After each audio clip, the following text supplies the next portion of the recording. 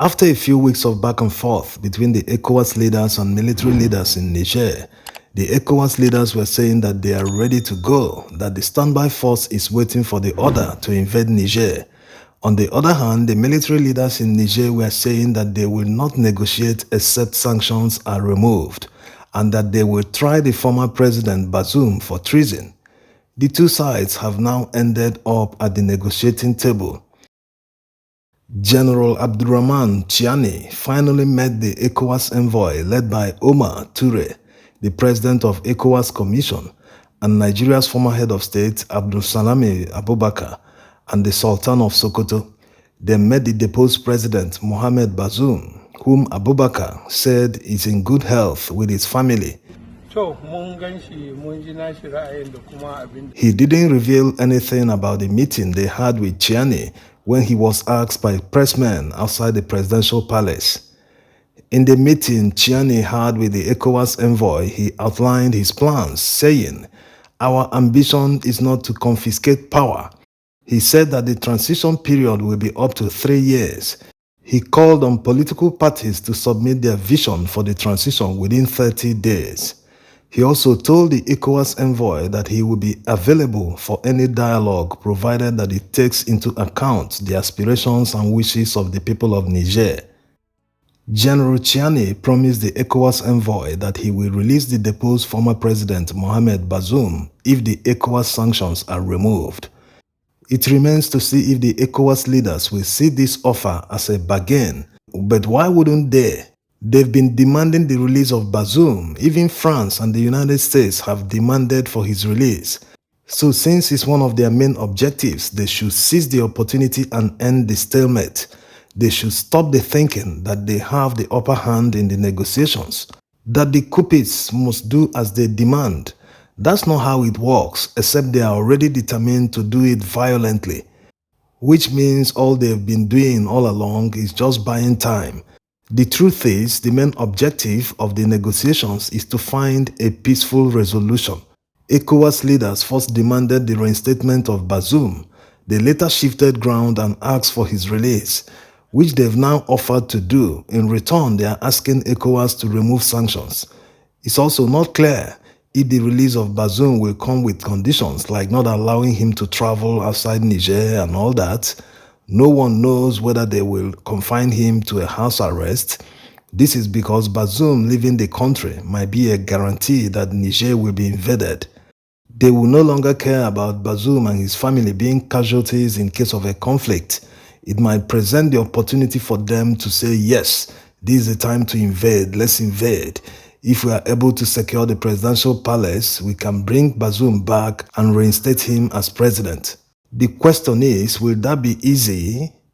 How long will they continue to provide protection for him even if they are able to achieve it? It's better to take this offer and put pressure on Chiani to shorten the transition period to less than half of what he has proposed. That way, everybody can go back home and solve their internal problems.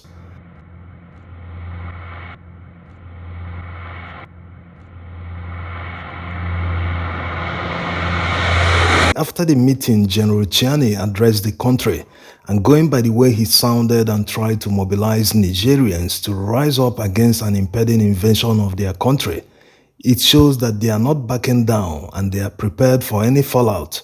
Why wouldn't they? It's only a tree that will not run after hearing they want to cut it down. They are seriously preparing for a showdown with any invading force. They are currently signing up thousands of Nigerians into what they call a civilian defense force. But we all know that these young people will be given a quick training so they can fight in case there's an invasion.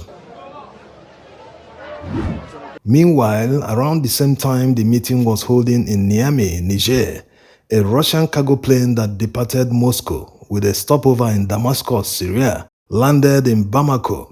This cargo plane was used in transporting Wagner forces in the past, and with a stopover in Syria, it can only mean one thing.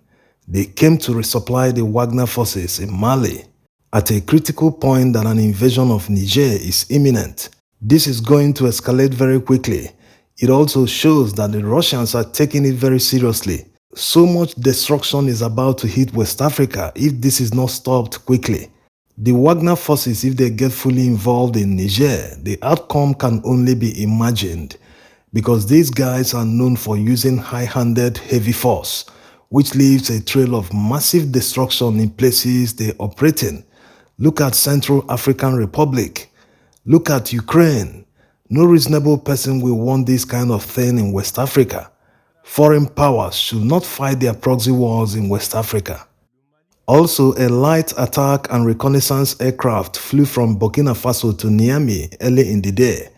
Remember that Burkina Faso and Mali pledged to support Niger by deploying troops on ground in case they are invaded.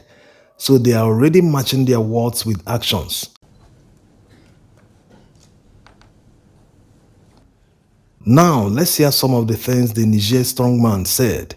He said the sanctions are illegal and against the free movement of goods and services in ECOWAS region. He also called the sanctions inhuman, that it has caused products stuck at the borders to rotten and expire, most especially medicine, that is vital to those in hospitals who need them. He also said they cannot understand why they cut their electricity, which has led to many casualties in hospitals. That the sanctions were not placed on Niger as part of a way to find solution to the problem, but to bring Nigerians to their knees and humiliate them. He said that they are trying to impose their will on the people of Niger, that they want them to accept something that is deeply unacceptable, things that are against their cardinal values. They want to isolate Nigerians at a time they need solidarity to fight against insurgency and insecurity. That it seems they didn't consider that the whole region will be affected in a wider conflict if they invade Niger. That it seems they ignored the fact that Niger acts as an impediment that prevents insurgents from overrunning the entire region. That in many neighboring and far countries, including ECOWAS and non-ECOWAS members, visionary leaders and many people have expressed their opposition to any intervention that will open the Pandora box. That the actions of some external forces that tries to make caricature of the leadership in Niger is not the reality on ground. In concluding his address, he said, "My dear compatriots, as soldiers, we know how bad war can be. As Nigerians and as West Africans, we find it terrible to go to war against our own brothers, who yesterday we fought together to secure our region." Nigériennes, Nigériens, mes chers compatriotes, en tant que soldats, nous connaissons le prix d'une guerre. En tant que Nigériens et Ouest-Africains, nous trouverions tragique d'aller en guerre contre nos frères d'armes aux côtés desquels nous étions engagés hier pour sécuriser notre région. This last line is very emotional and the sentiment is shared by many neighboring countries. That's why Mali and Burkina Faso are supporting Niger. That's why Chad said they will not get involved or support any military intervention in Niger. Many Nigerian soldiers participated in a task force against insurgents in the northeastern part of the country and all border communities of Niger, Chad, and even Cameroon. All these countries contributed troops to the joint task force. So they all fought together like brothers and sisters, like one huge family against a common enemy. Telling one of them to fight against each other is awful and might lead to some soldiers resigning from the army. This is not a sport like wrestling or kickboxing, where athletes fight each other for a prize. This is real life. No one wants to fight his friend or brother for no just cause. So it's going to be difficult. This is coming at a time many soldiers are resigning from service. It is estimated that about 1,000 soldiers have resigned from service the past year alone. To stop the spate of resignations, the Nigerian army said they will no longer accept loss of interest and low morale as reasons for disengagement by soldiers. If soldiers give such reasons to leave the army, it shows there's a problem. People who make this kind of sacrifice to defend their country should be well remunerated. Many have cited corruption in the army as the major reason for their resignation, that the money doesn't trickle down to the guys on the front line. This is true no matter how they want to hide it. That's the reason for the recent increment in their ration allowance from 1,000 naira to 1,200 naira. These are peanuts compared to the kind of allowance that politicians take home. People who are not exposed to any risk at all just wake up in the morning, go to work, and go back home, all under the protection of police. This is a huge security risk we face. If you underpay soldiers and other security agents, they become a security risk. They can do anything to make ends meet. They can become moles in the army and leak information to the enemy. A lot of possibilities.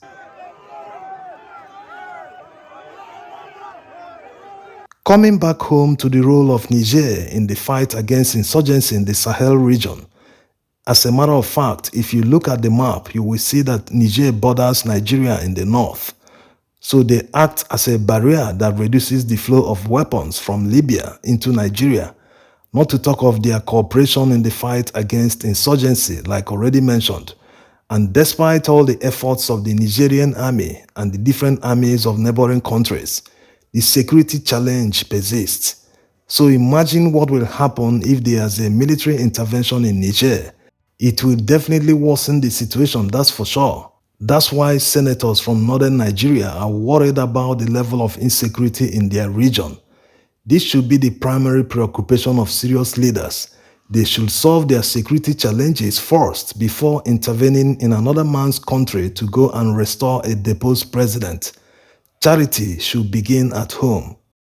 On how Niger is dealing with the effects of ECOWAS sanctions on them, Burkina Faso is helping them mitigate the effects of the sanctions by supplying them food and other essentials loaded on many trucks and escorted by military personnel. Economic sanctions that leads to starvation isn't the right approach to the crisis. Just because Bazoum was deposed by the military, millions of Nigerians should starve?